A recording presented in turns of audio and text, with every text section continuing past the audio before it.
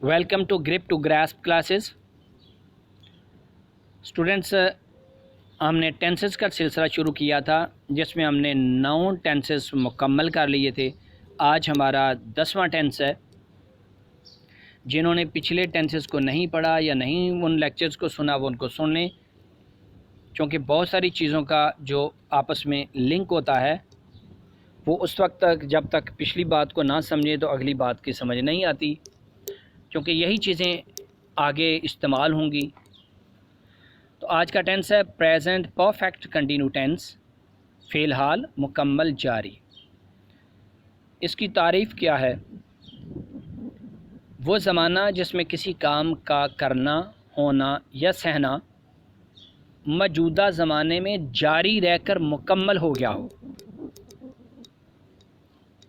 फ़िलहाल मुकम्मल जारी कहलाता है।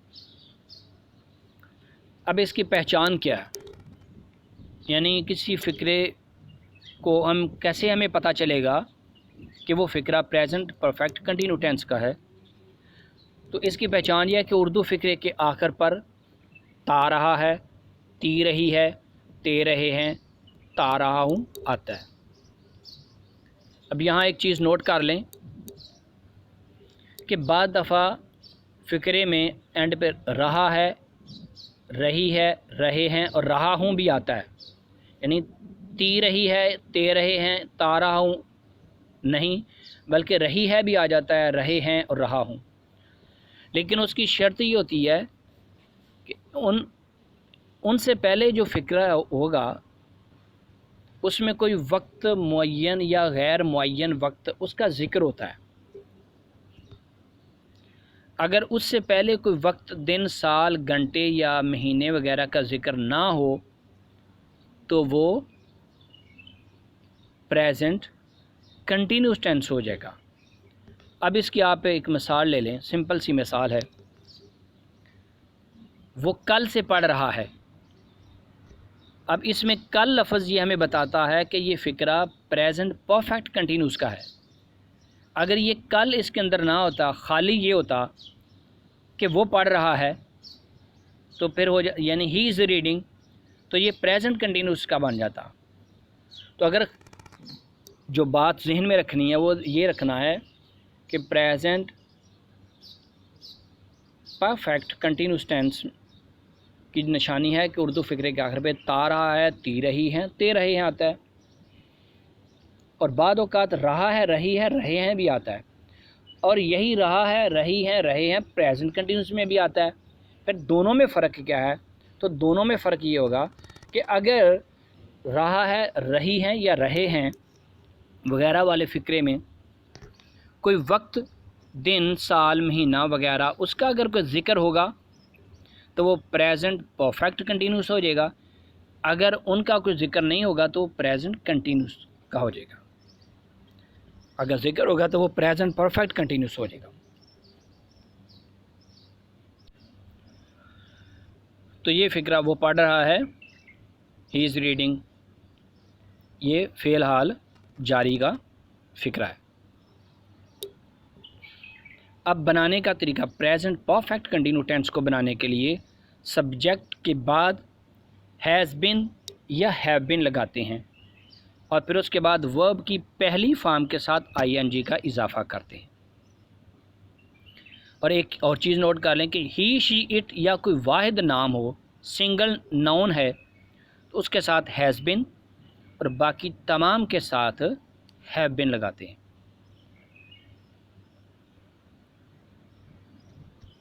यानी आप सबसे पहले सब्जेक्ट, फिर वर्ब और फिर ऑब्जेक्ट। ये आपको पता है कि एक जो सेंटेंस होता है उसका ये स्ट्रक्चर होता है। तो प्रेजेंट परफेक्ट कंटिन्यूस बनाने के लिए सब्जेक्ट के बाद क्या है, यहाँ हैज़ बिन या हैव बिन लग जाएगा।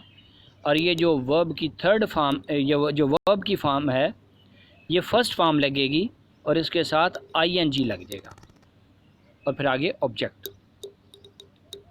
अब हम कुछ एग्जांपल्स लेते हैं। हम खेलते रहे हैं, तो इस फ़िक्रे को देखें कि इसमें ते रहे हैं एंड पे आ रहा है। हम खेलते रहे हैं, तो सब्जेक्ट क्या है? हम, वी सब्जेक्ट है। उसके बाद हमने हैव बीन लगाना है और खेलते रहना, खेलना, प्ले के साथ ING, we have been playing. मैं 1 घंटे से ये किताब पढ़ रहा हूँ। तो यहाँ देखें एंड पे ता रहा हूँ नहीं आया, बल्कि रहा हूँ आया है, लेकिन इसके साथ 1 घंटे का भी जिक्र है इस फ़िक्रे में। तो 1 घंटा हमें ये बता रहा है कि ये जो फ़िक्रा है ये प्रेजेंट परफेक्ट कंटिन्यूस का है, प्रेजेंट कंटिन्यूस का नहीं है। तो मैं 1 घंटे से ये किताब पढ़ रहा हूँ, तो पहले सब्जेक्ट लगाएंगे आई, फिर आगे हैव बिन, फिर फर्स्ट फॉर्म वर्ब की ING के साथ आई हैव बिन रीडिंग, और उसके बाद ऑब्जेक्ट लगेगा दिस बुक, ऑब्जेक्ट लगा, और उसके बाद 1 घंटे से फॉर एन आवर, उसकी ट्रांसलेशन बाद में करेंगे। तुम 4 दिनों से ये काम करते रहे हो। सब्जेक्ट क्या है? यू, आगे हैव बिन आएगा, doing, you have been doing this work object है। 4 दिनों से फॉर 4 डेज, वो ये स्वेटर 1 हफ्ते से बुन रही है। वो ये स्वेटर 1 हफ्ते से बुन रही है। तो सब्जेक्ट क्या है? शी हैज़ बिन, बुनना निटिंग, निट से ING लगा दें, knitting this sweater for a week, 1 हफ्ते से फॉर अ वीक। आज़म 1 माह से इस मकान में रह रहा है। आज़म सब्जेक्ट है, उसके बाद हैज़ बिन लगेगा, फिर वर्ब की फर्स्ट फॉर्म ING के साथ आज़म हैज़ बिन लिविंग, आगे ऑब्जेक्ट लगेगा इन दिस हाउस, और एक माह से फॉर अ मंथ।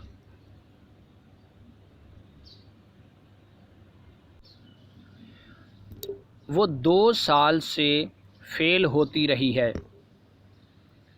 सब्जेक्ट लगाएंगे शी, आगे has been, failing first form के साथ ING, 2 साल से for 2 years, she has been failing for 2 years. बच्चा 8 बजे से रो रहा है। सब्जेक्ट क्या है? कौन रो रहा है? बच्चा, चाइल्ड, आगे हैज़ बिन, क्योंकि सिंगल है हैज़ बिन लगेगा, प्लूरल होता तो हैव बिन लगता। चाइल्ड हैज़ बिन, वर्ब क्या है? काम क्या कह रहा है? वीपिंग, वीप से वीपिंग, हैज़ बिन वीपिंग।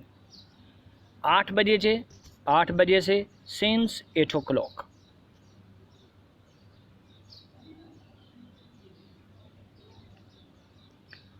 हम इस मकान में 1970 से रह रहे हैं। We have been living in this house since 1970। कल से बारिश हो रही है। अब देखें यहाँ तारा है नहीं आया, मगर यहाँ कल का लफ्ज़ इस्तेमाल है, तो रेन के लिए इट का इस्तेमाल करते हैं। इट हैज़ बिन रेनिंग, कल से सिंस यस्टरडे। वो सुबह से पढ़ रही है। सब्जेक्ट क्या है? शी, फिर उसके बाद हैज़ बिन, फिर उसके बाद वर्ब के साथ first form of the verb, उसके साथ हम ING का इजाफा करेंगे। शी हैज़ बिन रीडिंग, सुबह से, सिंस मॉर्निंग। अब मनफी फ़िक्रात बनाने के लिए हैज़ और हैव के बाद नॉट लगा देते हैं, यानी पीछे हम हैज़ बिन लगा रहे थे, हैज़ बिन के दरमियान में नॉट लगा देंगे, यानी कि हैज़ या हैव के बाद नॉट लगा देंगे।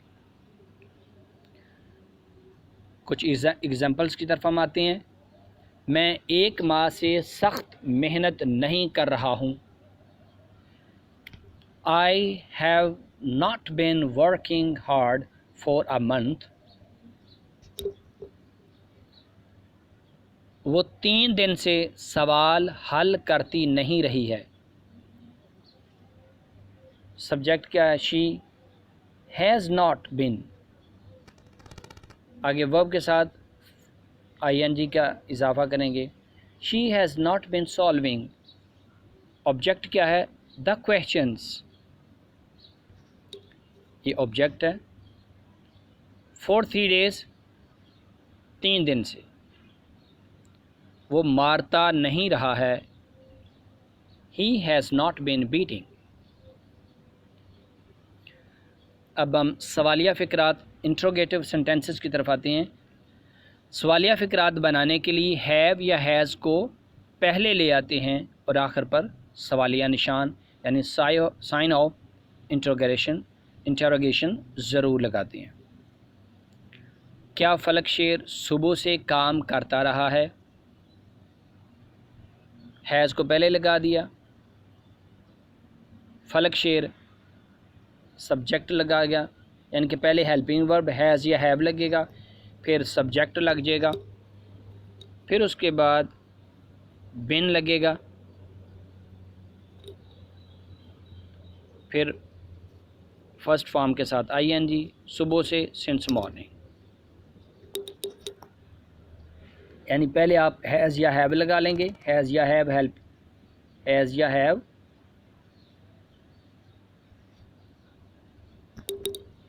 हैज़ या हैव लगाएंगे, फिर उसके बाद सब्जेक्ट, फिर बिन, और फिर फर्स्ट फॉर्म के साथ ing,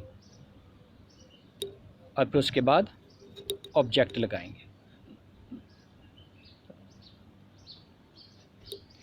क्या अम्मी 2 दिन से तिलावत करती रही है? क्योंकि अम्मी नाम है, सिंगल है, सिंगुलर है, तो इसके साथ हैज़ लगेगा। Has mom been reciting for 2 days? क्या मक्खी 2 घंटे से डूब रही है? Has the bee been drowning for 2 hours? अब ये बहुत ही एक अहम नोट है जो यहाँ लिख भी दिया है कि आपने पिछले सेंटेंसेस में देखा है कि कहीं फॉर लग रहा है, कहीं सिंस लग रहा है। ठीक है, तो कहाँ सिंस लगेगा तो कहाँ फॉर लगेगा।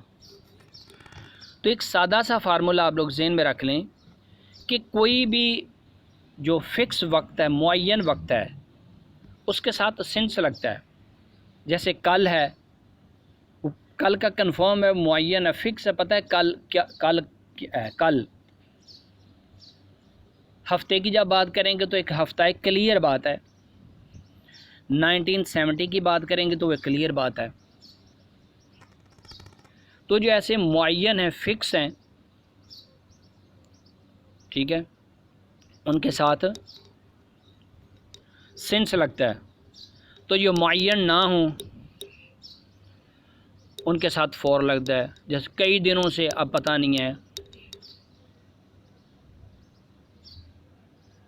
अब दूसरे एंगल से इसी बात को यहाँ समझाया गया है कि सिंस हमेशा उस फ़िक्रे में इस्तेमाल करते हैं जिसमें किसी चीज़ के आगाज़ यानी स्टार्ट का इल्म हो।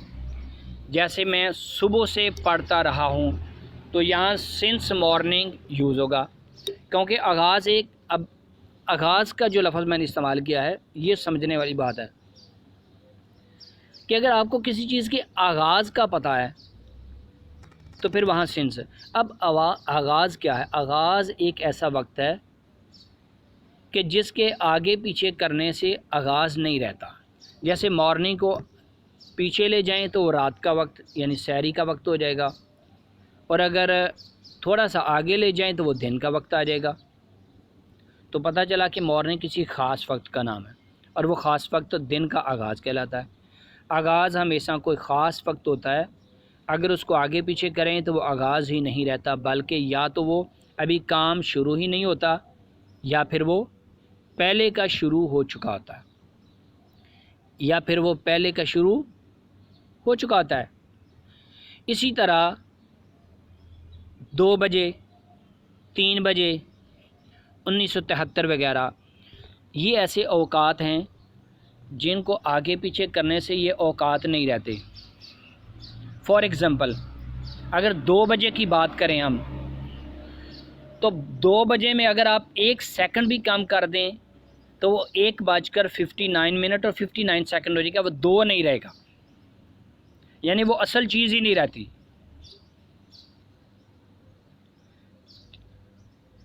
इसी तरह 1973, उसमें भी आपको चीज़ का चूँकि ये साल है, तो अगर छोटी चीज़ होगी तो उसमें छोटी चीज़ को आगे पीछे करके देखेंगे। मिनट की बात होगी तो अब मिनट को क्या चीज़ चेंज करती है, वो सेकंड्स। तो सेकंड को हम चेंज करके देखेंगे कि मिनट में तब्दीली आती है कि नहीं। यानी अगर 1 मिनट हो, उसमें जस्ट सेकंड को कम कर दें 59 हो जाएगा, वो मिनट नहीं होगा। जब घंटों की बात होगी तो घंटों को कौन बनाता है, मिनट, सेकंड डायरेक्ट नहीं बनाते। तो घंटों, फिर आगाज़ हमने चेक करना है, किसी घंटे का आगाज़ चेक करना है तो मिनट को आगे पीछे करेंगे, क्योंकि मिनट उसमें तब्दीली ला रहा है। इसी तरह जब दिन की बात हो रही है, दिन, सेकंड को हम आगे पीछे नहीं करेंगे, बल्कि दिन को चेक करने के लिए हम घंटे को आगे पीछे करेंगे, 1 घंटे को पहले कर देंगे या पीछे कर देंगे। फिर हम देखेंगे कि वो उस दिन वो दिन रहता है या नहीं। तो यूँ उसके आगाज़ का पता चलेगा कि एक्चुअल उसका आगाज़ क्या है, उसके आगाज़ से तब्दीली का पता चलेगा। फिर आप महीने को ले लें तो महीने को बदलने के दिन, तो अगर आप महीने का आगाज़ का आप चेक करना चाहेंगे कि इसके साथ साल लगना, फॉर लगना है कि सिंस लगना है, तो वहाँ हम दिन को कम आगे पीछे करके देखेंगे, घटा के देखेंगे या बढ़ा के देखेंगे, यानी कि उसका एडिशन करेंगे तो पता चलेगा यह है। इसी तरह जब साल की बात होगी तो साल को 1 सेकंड बदलने से साल नहीं बदलता, दिन बदलने से साल नहीं बदलता, हफ्ता बदलने से नहीं, बल्कि वो पूरा एक महीना। तो साल को बदलने के लिए महीने को हम बदलेंगे। 1 साल से अगर आप कहें कि वो 2 साल से काम कर रहा है, अब अगर आप इसमें कौन से 2 साल कंफर्म ही नहीं है, पता ही नहीं है, अगर आपको महीना निकाल भी दें तो वो साल का साल रहेगा, क्योंकि हमने उसको फिक्स अभी नहीं किया कि कौन सा साल। 2 साल से, 2 साल में अगर 1 महीना निकाल देंगे, पीछे निकालेंगे तो अगला महीना उसके साथ अटैच हो जाएगा, वो 2 का 2 ही रहेगा। लेकिन अगर आप वो साल का जिक्र कर देंगे, तज़किरा कर देंगे, जैसे 1973 कह देंगे, अब चूँकि ये फ़िक्स हो गया, अब 1973 में अगर आप 1 महीना निकाल देंगे तो वो 1973 नहीं बल्कि 1972 हो जाएगा। तो फॉर जो है ऐसी चीज़ों के लिए जिनके आगाज़ का कोई कंफर्म नहीं होता। तो आप सिंपल सी बात ज़हन में बिठा लें कि जो मुअय्यन औकात होते हैं, जो फ़िक्स होते हैं, उनके साथ सिंस का आगाज़ करते, उनके साथ सिंस लगाते हैं, और जो मुअय्यन नहीं होते, गैर मुअय्यन होते हैं, उनके साथ फॉर का इस्तेमाल करते हैं।